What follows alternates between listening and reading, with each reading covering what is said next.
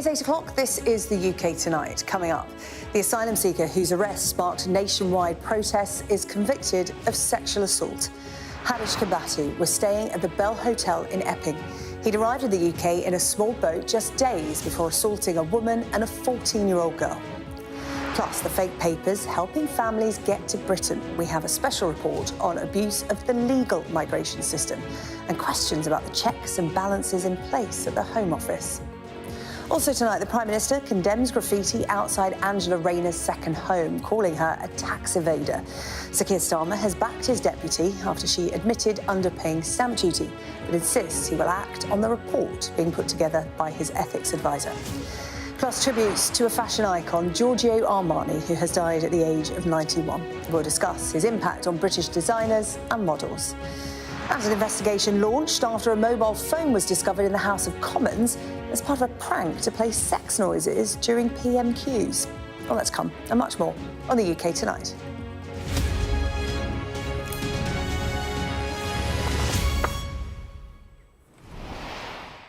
Good evening. An illegal immigrant whose arrest sparked nationwide protests about the housing of asylum seekers was convicted today of sexually assaulting a woman and a 14-year-old girl. Hadush Kebatu had arrived in the UK by small boat just days before the incidents. He was staying at the Bell Hotel in Epping, the scene of weekly protests ever since the assaults back in July. And in breaking news this evening, Epping Council confirming it is going to apply to the Supreme Court to contest the Court of Appeal's decision to block the removal of asylum seekers from the Bell Hotel. Let's bring in our national correspondent, Tom Parmenter, who's at the Bell Hotel in Epping for us tonight. And Tom, first of all, let's talk about the court today and the man found to have assaulted the woman and child. Yeah, this was the case that ignited anger here in Epping over the summer. That simmering frustration that all of a sudden turned to intense fury that we saw descend into violence here in this town in Essex and led to many other arrests. But it's also the case that has reset the government focus on the migration issue and how asylum seekers are being housed around the country. It spread to other protests at other hotels in other towns and cities. And it was all heard today at Chelmsford Magistrates Court, the conclusion of the case, a district judge giving his ruling. And he said that this asylum seeker was guilty of all 5 charges that he faced. A 14-year-old local girl here had said that she had had an encounter with this man, that he had touched her on the thigh inappropriately, had made many lewd suggestions, including asking her to come back with him to the Bell Hotel to make a baby. It was something that she said left her feeling sick to her stomach. There were also young witnesses involved and another adult woman who was sexually assaulted. And Kebatu, the asylum seeker, was today convicted of those charges and didn't give much reaction as he listened in the dock with a translator sat beside him. And it is a case that will inevitably lead to a custodial sentence for him. He's been placed on the sex offenders register, and it is a conclusion of a case that has brought so much attention on this issue, so much anger, and as you can see, that's still very evident here tonight. And Tom, the local council where you are want to stop the hotel behind you, the Bell Hotel, from housing asylum seekers, and they put out a statement this evening about appealing the Court of Appeal's decision. Yeah, Epping Forest District Council feel really strongly about this issue and say that they are working on behalf of their residents to try to get to a solution. And that solution, in their view, has to be the end of housing asylum seekers in what they've said is an entirely inappropriate location here, just on the edge of Epping. It's a ping-pong that's gone on in the courts for a couple of weeks now. But tonight, another protest on the streets here in Epping. Lots of people gathered once again with flags to make their point about immigration, to make their point about housing asylum seekers in hotels and just how angry they are. And we spoke to a few of them to ask them what they made of today's decision in the courts. It just highlights who's in these places. And, you know, we don't know how many more. And they could all be innocent in there. But that's the whole point. Nobody knows. Once he's done his time, he's got to be deported. And that's what I think all of them should. Everyone's been frightened to say what they actually feel because you're branded as far-right, racist.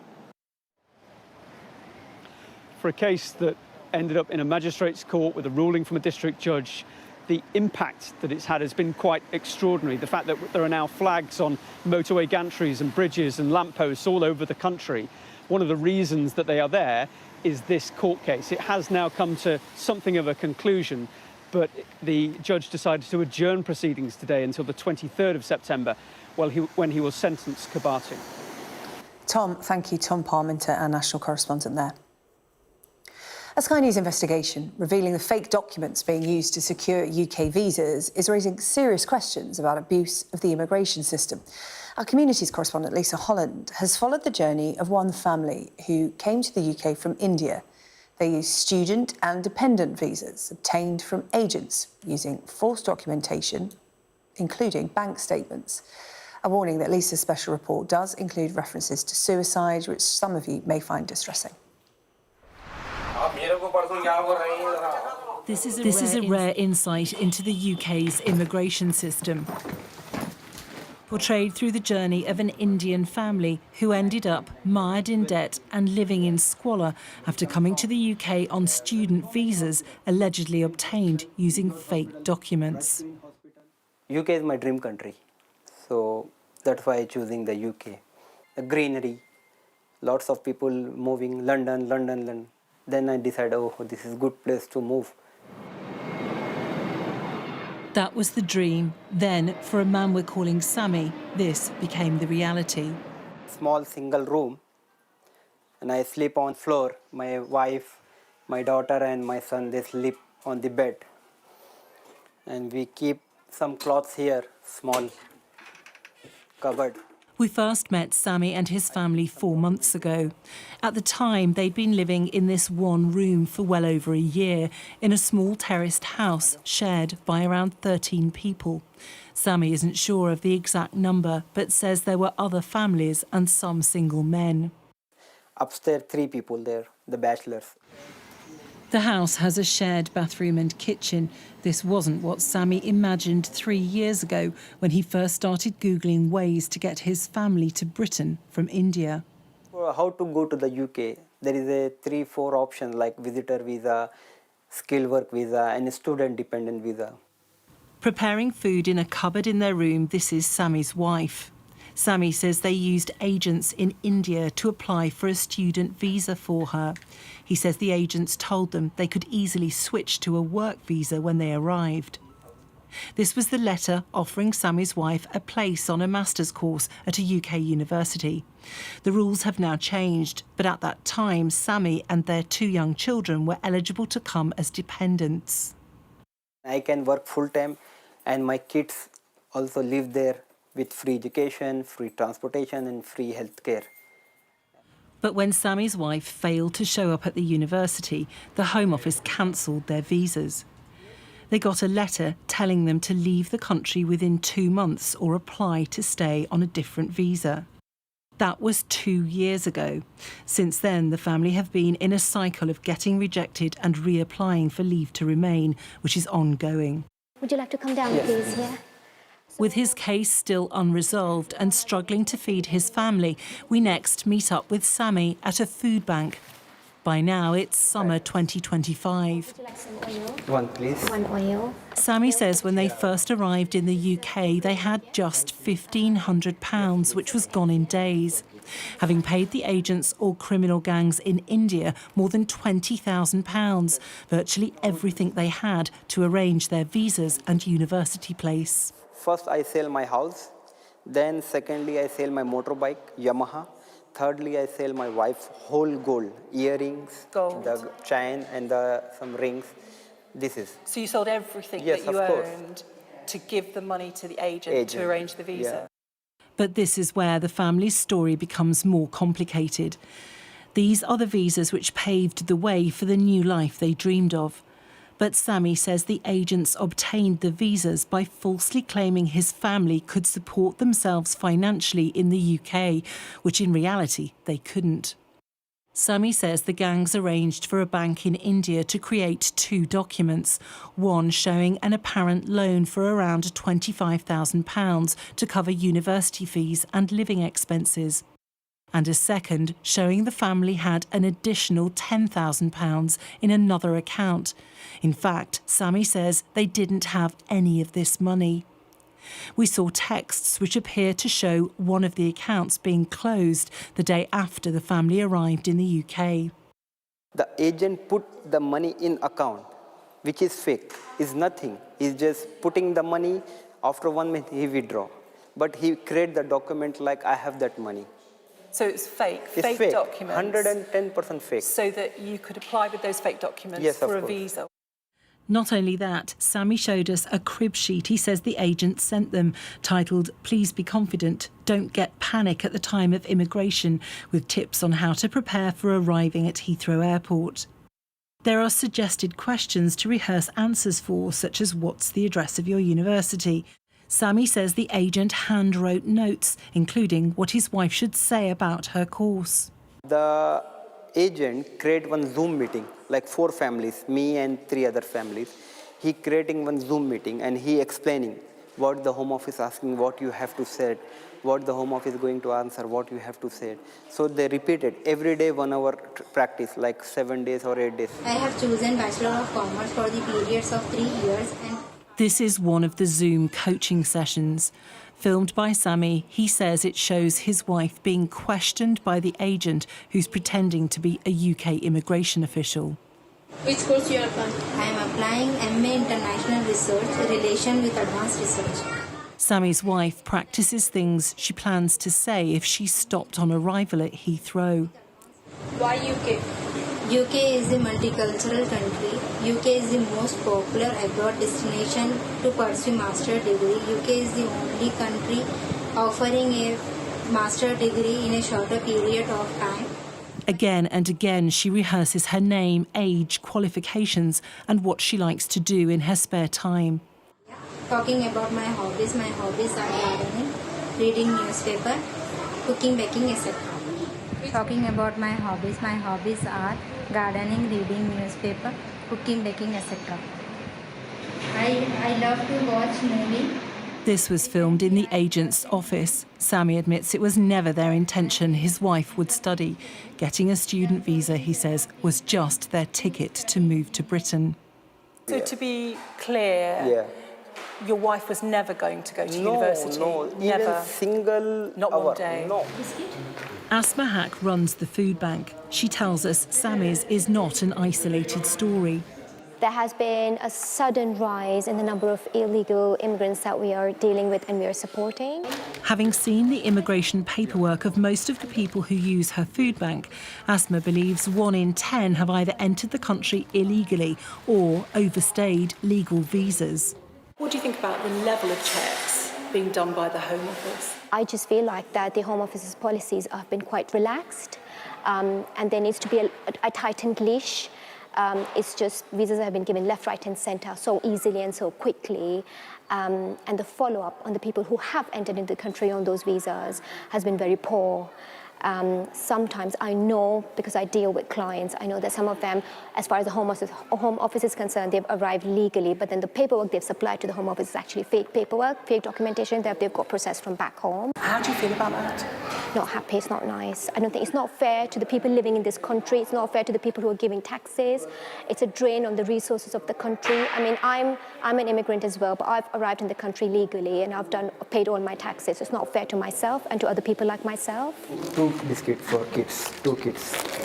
But for now, with 2 young mouths to feed, the food bank is a lifeline for Sami and his wife. As far as they're concerned, they haven't done anything wrong, but the reality only hits them when they are left penniless. They have no accommodation, they don't know where to go, and the agent stops making contact with them. That's when they come to food banks like ourselves. We've been in touch with the family over the last few months. At times, the father has been very emotional over the situation they're in. However, he told us that at one point he threatened to take his own life outside a solicitor's office. The solicitor contacted the police contacted social services. Social services have now intervened and moved the family to new accommodation. Sammy seemed more positive when we filmed them moving to their new local authority housing. The property is still shared, but there are no single men, only families. Conditions are much better and Sammy no longer sleeps on the floor. In a letter seen by Sky News, a senior social worker confirms to the family they have been supported with weekly subsistence, £610 a month, and temporary accommodation. The letter goes on, the family were assessed as destitute due to the parents' immigration status. What do you say to people who might be quite frustrated that you've not paid any taxes and the British taxpayer is paying for this accommodation, your children's education, all of your healthcare, but yet you came to the UK on a visa obtained using fake documents? I can say only thank you, but it's not my intention to came in the UK by the fake documents. I never think that I have to use this food bank, use this accommodation, face these problems. But I have to be honest, if you'd made the application yourself, no, you couldn't have, could you? Because you didn't have the money in the bank account. No, I don't have money in the bank account. I have one. So you would never have got a visa had you not used fake documents? No, madam, no. Do you think abuse of the visa system is widespread with the use of fake documents? Of course, 100%, 110% maybe. Sammy's eldest son has serious bone and ear problems and regularly attends hospital appointments. His wife is going to mental health wellbeing classes. Sammy wants to be allowed to work legally in the UK. Are you glad that you came to the UK? I'm really happy to came in the UK. This is my dream country, but my application is still on the Home Office. The government will decide. I don't want to lose this great England. But ever since our first meeting, Sammy has always clung on to the hope that with 2 young children, one needing medical treatment, the Home Office is unlikely to send them back to India. There is a condition, if your kids with you, they're not going to detain or deport you. In response to our investigation, a Home Office spokesperson said, "Since we have not been supplied with any identifying information in relation to this case, we are not in a position to comment on the claims made. However, stringent systems are in place to identify and prevent fraudulent student visa applications, and we will continue to take tough action against companies and agents who are seeking to abuse, exploit or defraud international students." The family's application to stay in Britain remains unresolved. Lisa Holland, Sky News. And if you've been affected by that story, you can contact the Samaritans at any time. 116 123 is their number, or you can email joe@samaritans.org. I just want to tell you about a special programme that's coming up next week here on Sky News. It's a week tonight, in fact. Trevor Phillips, no, it's not. It was a week yesterday. Trevor Phillips hosting a debate on the migration crisis. You can scan the QR code that's on your screen. You could be a member of the live studio audience. Trevor's going to be joined in Birmingham at 7 o'clock next Wednesday by representatives from the government, the Conservative Party, the Lib Dems and Reform UK. The programme, of course, following a summer of protests over the use of hotels to house asylum seekers and unrest over the government's plans to deal with illegal immigration. You'll be aware ministers say they're getting tough on the issue. Critics say there has been a total failure to grip the crisis. Let us know what you think. In fact, you can tell us next Wednesday. Scan the QR code to take part. If you want to join Trevor, next Wednesday at 7 o'clock. Now, the Prime Minister has condemned graffiti, calling Angela Rayner a tax evader on a wall outside her flat on the south coast. It comes after the Deputy PM admitted to Sky News that she had underpaid stamp duty on that property when she bought it earlier this year. Sir Keir Starmer has backed Angela Rayner, but said today that he will act on the findings of the investigation being carried out by his ethics advisor. Our political correspondent Liz Bates explains what we've learnt so far and the questions Angela Rayner still has to answer. In 2016, Angela Rayner bought this house in her constituency in Ashton with her then husband for £375,000. 4 years later, in 2020, they separated and established a trust for their disabled son. Half the house went into the trust. Rayner and her husband retained a quarter each. Then, at the beginning of this year, she sold her share to her son's trust. But that's where the problem started, because as a trustee, she was still an owner of the house. From a tax perspective, it was still her primary residence. Then, in May this year, she purchased this flat in Hove using the proceeds from selling her share of the Ashton property. Now, she should have paid the second home rate of stamp duty of £70,000, but she received advice that she could purchase it as her primary residence and pay just £30,000, saving herself £40,000. Fast forward to August, when the Telegraph started asking questions about her tax affairs. On the 29th of August, she took further legal advice. Then, on the 2nd of September, a court order preventing discussion of her tax affairs because they are linked to the trust for her disabled son was lifted. The day after that, she admitted to Sky News political editor Beth Rigby that she hadn't paid enough tax and referred herself to the Standards Advisor. But there are still some unanswered questions. First of all, the advisors. She took a lot of advice from a conveyancing expert and 2 experts on trusts. So why did they all provide incorrect information? And there's also the government's own website, which has a stamp duty calculator that would have given her the correct advice. It's pretty simple. Why didn't she use it? And the big question, of course, was it a genuine mistake, or was she just trying to get away with paying less tax? So what happens next? Well, she has referred herself to the independent ethics advisor, Sir Laurie Magnus, who will investigate and decide whether she has broken the ministerial code. He's not bound by a strict deadline, but we expect the case to be concluded quickly, probably in a matter of days. He will report his findings and provide advice to the Prime Minister, and that advice will be published. Ultimately, though, it's the Prime Minister who will decide whether Angela Rayner remains in office. And finally, she will also have to pay back that £40,000 to HMRC, and she might also be fined an additional £12,000. Well, our political editor, Beth Rigby, who got that exclusive interview with the Deputy Prime Minister yesterday for her Electoral Dysfunction podcast, has a latest edition out with the former leader of the Scottish Conservatives, Baroness Davidson, and the former Labour Deputy Leader, Harriet Harman, both of them having their say on Angela Rayner's political future. I feel like Angela Rayner's a massive hypocrite because she would never let somebody off with the rationale that she's put forward. But as a human being, I can look at her, I can see her being upset, and I can see how it might have happened. She is not a lawyer. It's not her job to get the law right or wrong. It's her job to get the right legal advice and support for her son and for herself. I am so full of admiration that this woman, who's had a child, one of her children with disabilities, and all the understanding that brings with her about what it's like fighting for and bringing up a child with disabilities, is also playing a leading role in public life. And I'm full of admiration for her for that. And I think that it would be an absolute travesty if the Prime Minister's ethics advisor, when she has taken advice, says, as it turns out, the advice was wrong and therefore you've got to go for the chop. The area where the questions are absolutely legitimate are, why did the housing minister that makes the rules break the rules? And she's admitted that she broke them. She said she did it unintentionally, she took the best advice, but nevertheless the rules were broken.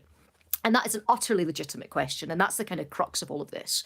And I guess this comes down to, benefit of the doubt. And I think the fall from your high horse is pretty high if you're the person that's been on the white charger acting to everybody else. And Angela Rayner was that attack dog.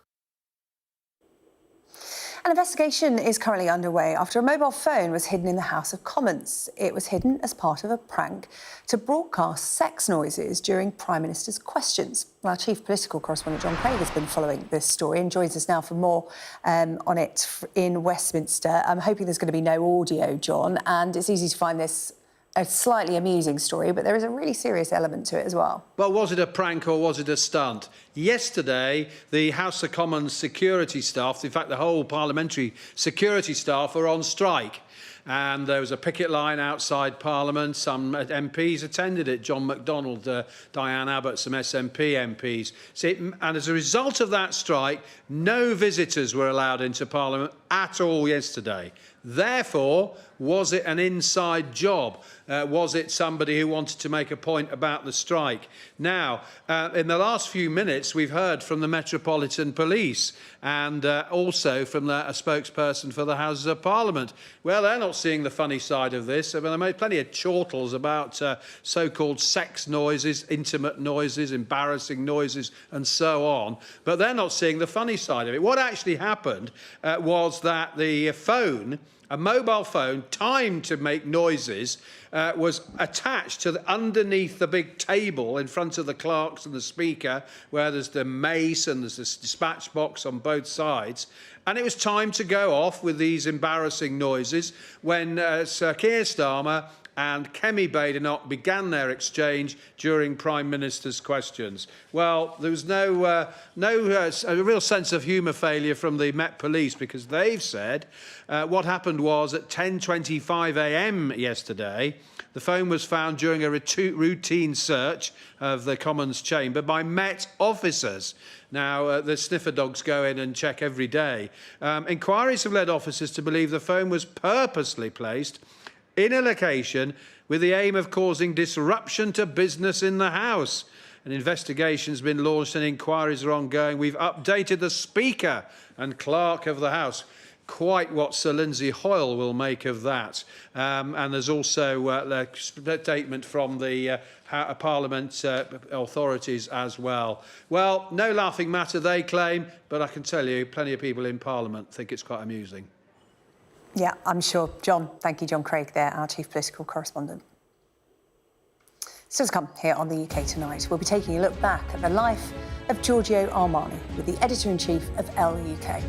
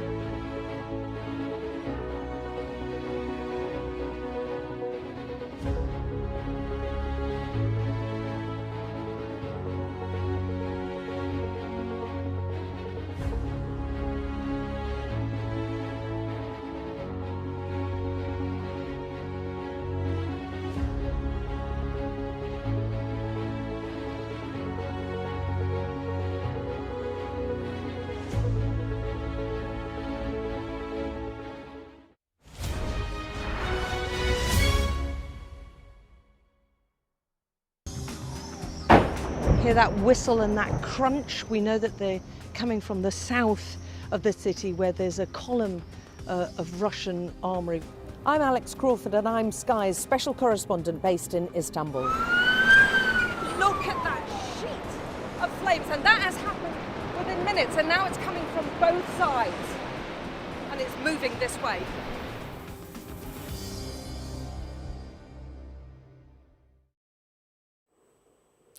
Italian designer Giorgio Armani has died at the age of 91. He was an icon of 20th century fashion and and one of the industry's most influential figures. Well, joining me now to discuss his legacy, the editor-in-chief of LUK, Kenya Hunt. Good evening to you, Kenya. Hi, how are you? Yeah, I'm good, thank you. I understand that you actually met Giorgio Armani not long into your role at LUK.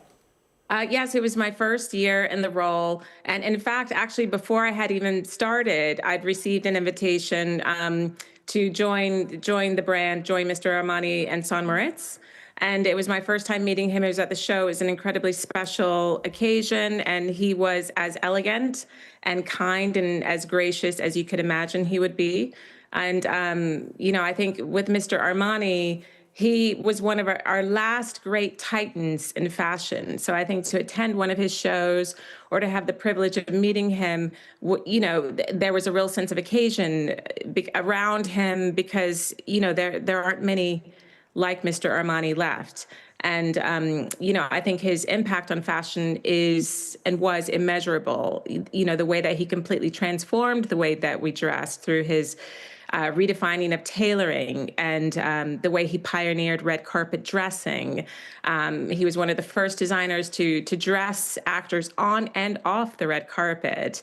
And he completely pioneered a new way of managing a fashion brand, of running and building one. It was a true empire in the most meaningful sense of the word. It went beyond fashion. He had hotels and restaurants and fragrances. And, it was a real lifestyle that he established that we all aspire to. And, I think the power of it is that it really meant something. I mean, when you got that first Armani suit, it really signified power in that you had arrived, whether you were in fashion or banking, whether you were on Wall Street or in Hollywood or on Fleet Street. That was a real milestone that people aspired to. And I think what's most poignant about him is that, the fashion cycle really did swing back in his direction. I think if you really look at what people have been wearing, men and women lately, it's Mr. Armani, to a T, that loose, fluid, oversized tailoring that's so in fashion right now, that's dominating the runways and what we're seeing on the street style circuit. It's Armani. Like, his influence is as powerful and as relevant today as it was when he started 50 years ago. Yeah, timeless classics in terms of, the kind of clothes that he designed and brought to the catwalk and brought to the high street, as you said, reinventing the suit. But you talked there about him developing this lifestyle brand, one of the big first fashion houses to do so. He wasn't just a creative genius, but a canny businessman as well. I was reading that his empire, still to this day, turns over about 2.7 billion a year, and he retains sole ownership of that, which for a brand of that size is unusual. It's completely unusual. I mean, he was an anchor in this industry, a real steadying force. In luxury, particularly in the past 12 months, we've seen an incredible amount of change, so much change at the top, at the creative helms of all these brands. And with Mr. Armani, he was steadfast. He owned his business, and it was incredibly powerful. If you go to Milan, Armani's name is all over that town. But also his influence transcended borders. It was truly global. And so I think he is one of the brightest success stories that our industry has ever seen. Yeah, and as you said, he was one of the first designers to recognise the marketing opportunities of getting your clothes on the big screen. I think it was Richard Gere he dressed in American Gigolo, and then other fashion houses went, what a great idea. And then, of course, the red carpet as well. He's probably responsible for journalists like us going, who are you wearing? Absolutely. He pioneered it. And then even things that are now quite normalized. I mean, seeing women in suits on the red carpet. I mean, Jodie Foster did it in 1992, and it was radical. I mean, it was unheard of. And Mr. Armani was behind that moment. That sense of playing with the codes of gender, he would put women in suiting and he'd put men in softer, more feminine, sort of relaxed tailoring. And so a lot of what we take for granted now, or we just think is the norm, he really did innovate and pioneer. And what happens now, as I said, he owned that company and that brand, and it's an empire: fragrances, hotels, cosmetics, interiors. What now for Armani? Well, I think that is a big question, and we're all waiting to see the answer to that. In terms of succession planning, you know, I think we'll all be waiting to see what that plan looks like and who could possibly fill his enormous shoes. I know that in Milan, you know, they were planning a very special show to celebrate and honor and mark 50 years of his brand. And so I think it would be quite interesting to see what news comes out in the coming weeks. Kenya Hunt, Editor-in-Chief of LUK. Appreciate your time tonight remembering Giorgio Armani, the fashion icon who has passed away at the age of 91. Thank you. Thank you for having me. Big developing sports story tonight. Daniel Levy stepping down as chairman of Tottenham. He's been there for 25 years nearly, and the longest-serving chairman in the Premier League. Our sports correspondent Rob Harris joins me now. Did we have any inkling this was coming? No, not at all in terms of those within the club, but it has been a very significant period of change within Tottenham Hotspur. Now, Daniel Levy is one of the better-known chairmen across the Premier League, the longest-serving. Tottenham, quite notably, had not had much success during this ownership that's been going for 25 years. They finally won the Europa League in May, the first major trophy since 2008. So there'd been a lot of scrutiny on Daniel Levy as chairman in terms of the spending not delivering success, even though he's moved Tottenham into a new 60,000-seat stadium. And he's more than a chairman. In fact, he owns 30% of ENIC, which owns most of the club, almost 90%. So although it's the Joe Lewis family that is the majority owners, Daniel Levy has been a significant feature. So stepping down as chairman, but what does that mean for his involvement in the club, given that ownership, as it were? Well, he will retain the shareholding. And why does this seem very abrupt? Well, Sky News has been hearing from the Lewis family. A source close to the Lewis family told us... Yeah, you can have my water. Yeah, sorry. Sorry, I haven't had any of it. Yeah. Lipstick on it, you can have it. Yeah, sorry, we have been hearing from the Lewis family exclusively to Sky News. A source has told us generations of the Lewis family support this special football club and want what the fans want, more wins, more often. This is why you've seen recent changes, new leadership and a fresh approach. In Vinay, that's Vinay Venkatesham, who's coming as CEO. Thomas, that's Thomas Frank, the manager, and Peter Charrington, he's the new chairman. They believe they are backing the right team to deliver on this. This is a new era. This makes it seem very abrupt, like the Lewis family want to overhaul the entire leadership of the club. Is this potentially paving the way to a sale? Tottenham are worth billions. They are the only major club that has not changed hands in the last 20 years or so. So many have seen new owners, but is this potentially Tottenham clearing things for a sale? Certainly, this would imply, and the statement implies, this is not necessarily Daniel Levy wanting to go, but a big change from the Lewis family. Yeah, all happening very abruptly and very quickly this evening. You know, you needed a glass of water. That's what happens when these stories are developing and you're rushing into the studio. Rob, thank you. Rob Harris there, our sports correspondent, with the latest on that. We'll keep you abreast of all the twists and turns in that developing saga at Tottenham. Right, still to come here on the UK Tonight. After the break, I'll speak to one of the campaigners calling on the government to introduce menstrual leave. I'll have more details on that for you.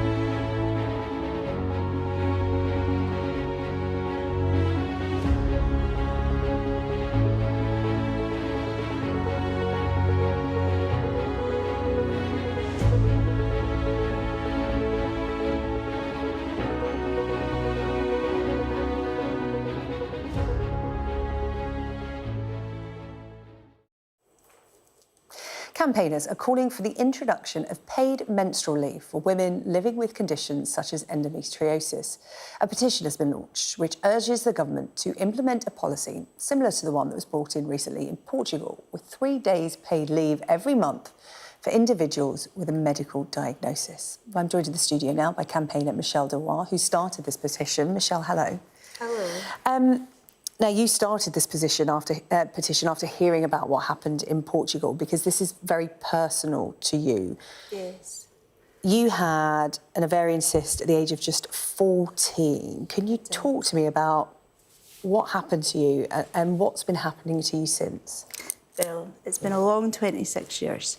I had my first burst ovarian cyst at 14. I was admitted to hospital with suspected appendicitis because it was right-hand side pain, but my inflammation markers did not show appendicitis. So they finally did an ultrasound and found the burst cyst, but they just kind of told my mum, it's burst, so there's nothing we do.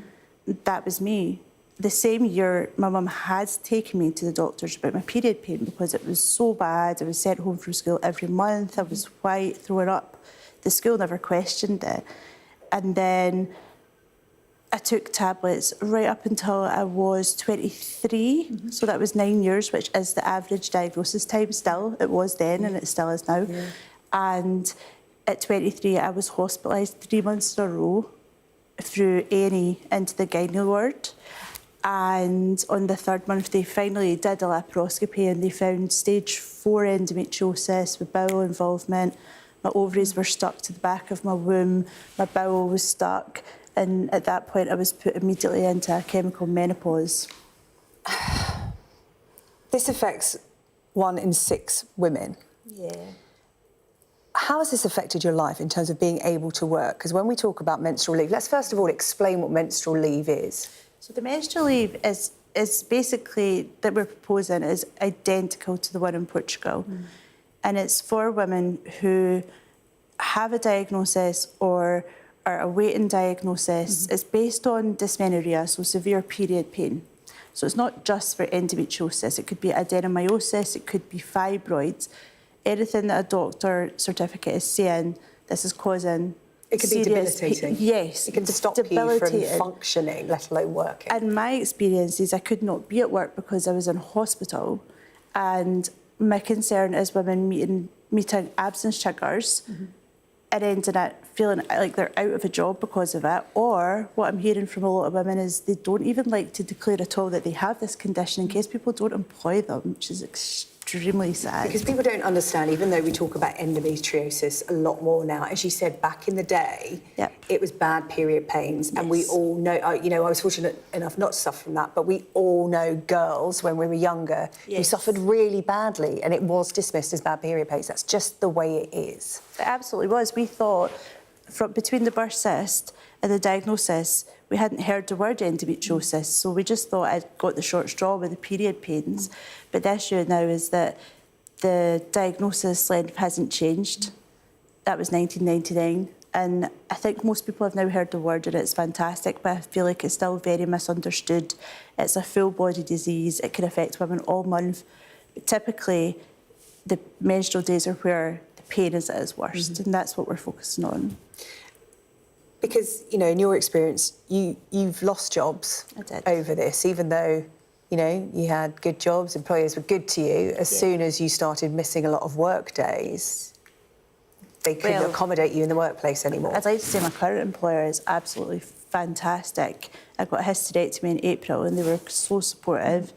But when I was younger, I was in my first job after I graduated and I was there for a couple of years in temporary funding, and I was told I was being made permanent one day. The next day I got a letter for an operation, but I didn't have my contract in writing.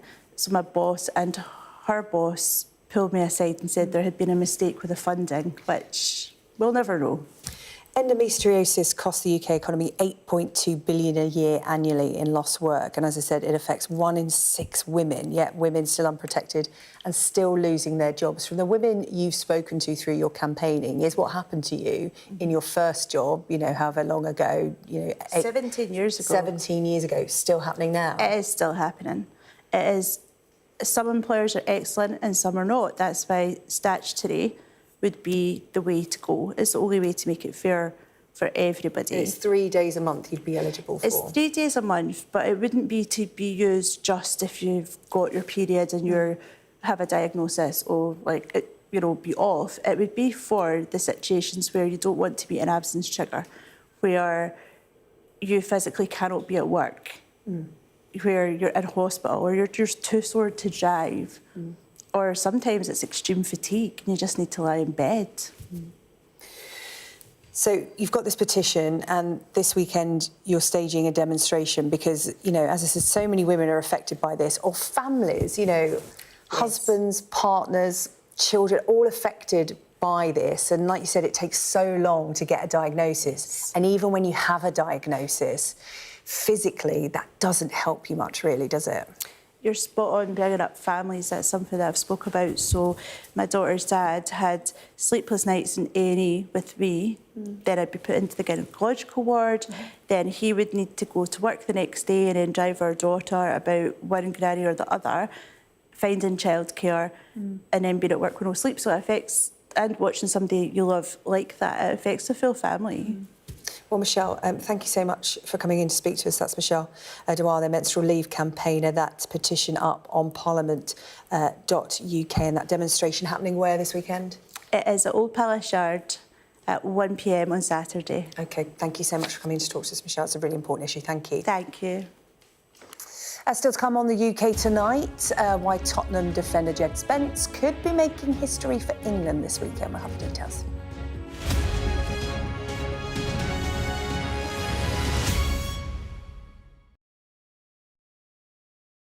People that pod together, they have a little hive brain going on.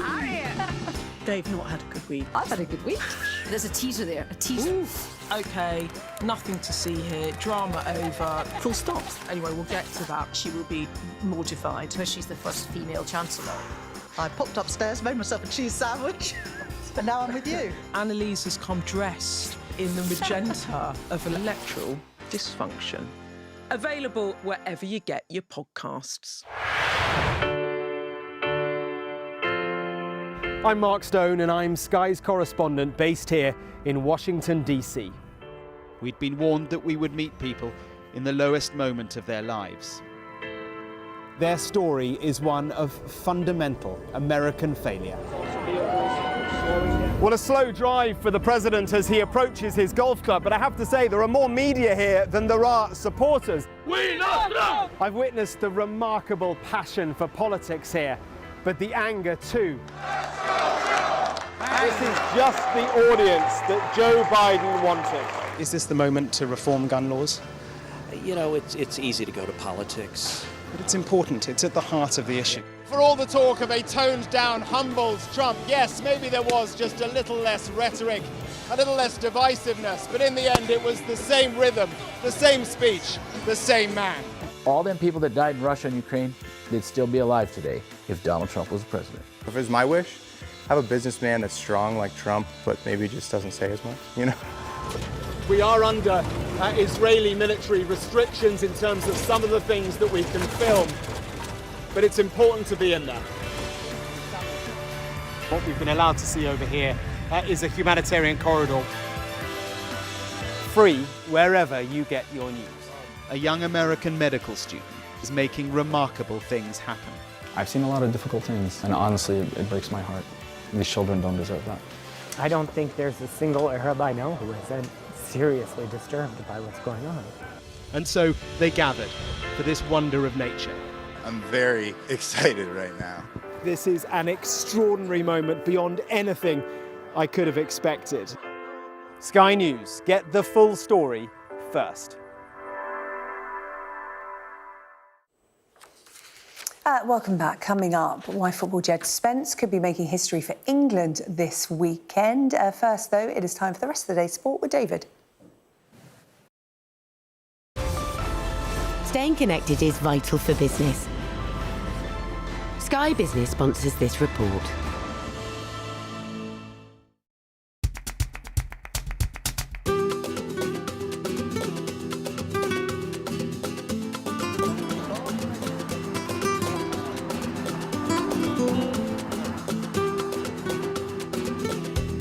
club made a great pitch to me, that they wanted me. They gave me a 4-year contract.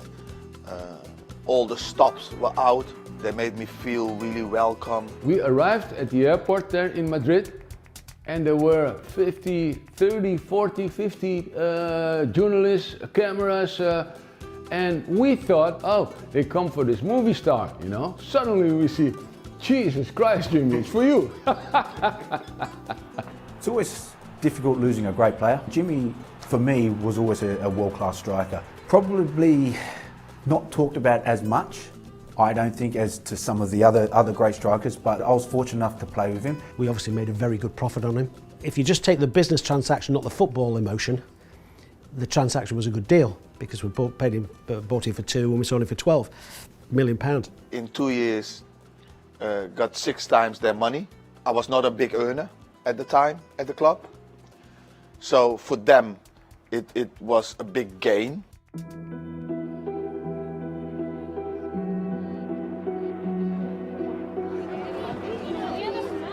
He's settling into his new surrounds, the player renamed Judas Floyd Money in the Bank when he was drummed out of Ellen Road. But stories of excessive demands were fictional, according to Atletico's new signing. I was supposed to stay there. I was supposed to sign a new contract and feel happy. If they can ask 12 million for a player, the rest is all clear. Were you asking to be the most highly paid player in the Premiership, as we're led to believe? No, don't believe the figures at all. Don't believe the figures at all. You didn't want £40,000 a week? Sky Business sponsors this report. Now, history could be made when England play Andorra this weekend. That is, if Tottenham defender Jed Spence makes his debut. He'll become the first Muslim to represent England in football. The 25-year-old has been included in the senior squad for the first time and hopes his story can inspire others. Well, former chair of the F8 Race Equality and Advisory Board, Eunice Lanat, joins me now. Eunice, thank you so much for coming on to the UK tonight. How significant a moment could it be this weekend, do you think? Thank you for inviting me. It's a celebratory moment. It's a milestone. But at the same time, it's also a sad indictment of the engagement historically that football has had with Muslim communities and minor communities. But in answer to your question, yeah, it is a big moment for the Muslim community that we're finally, hopefully, going to have a Muslim player represent England. And Spencer's talked about his excitement at this and the hope that it could inspire younger Muslims to think that there's definitely a place for them in the game. Look, they can get to the top level. Yeah, absolutely. I've been involved in grassroots football as a coach here at Mount Pleasant in Batley for some 25 years. And what I will say is, despite everything we hear in the negativity in the media, every single child that has been through my club, and certainly all the ethnic Asian clubs and the Muslim clubs I know up and down the country, aspires to represent England where the Three Lions. That's the only country that we know, that's the only country that we want to represent. So it's a massive step that what we need is role models. Muslim role models, black role models. Black communities got plenty of role models, football, and we see black players, young black scholars coming through regularly. What we need is that for the Muslim community as well, that I can make this, you know, can see somebody coming through, I can make it. We've had false dawns, and I did a lot of work with Hadush Gerberslasie, who was the first Muslim to play in the Premier League.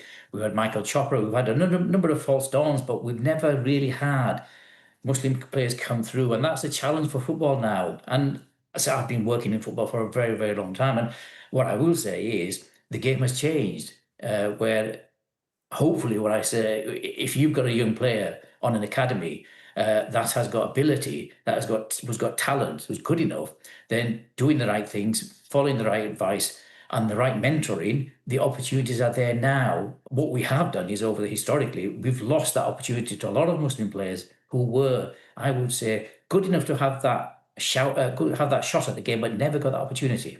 Yeah, what are the barriers? Because when you think about sport, it transcends religion, doesn't it? It doesn't matter what religion you are, it's sort of the common ground. Every religion, you know, likes sport, whether it's football, cricket, etc., etc. And there are gestures of faith in top-flight football. You see players making some kind of gesture after scoring a goal or as they come on to the pitch. And, you know, that's not just superstition. That's some kind of, you know, religious gesture, whether it be Christian faith or whatever. What's the relationship like between football and the Muslim faith? What have been the barriers holding players back? Well, firstly, the relationship between the faith, the Muslim faith, and sport is encouraged. It's almost compulsory for Muslims to actually take up a sport because it's beneficial to health, it's positive for your mindset and everything. So it's almost compulsory, it's obligated. The Prophet engaged in sport, and that's where the whole inspiration comes from. But when you talk about the barriers, I'd like to say that now where we are in 2025, I'd struggle to say there are real barriers, because the work that football has done over the last 10 years or so has brought football a long way to recognising the impediments that certain communities had, what the barriers were. The scouting has improved. I mean, certainly Eunice, there's some encouraging moves, and with Jed Spence this weekend, there should be more, but we've run out of time. Good to speak to you tonight. Thank you so much.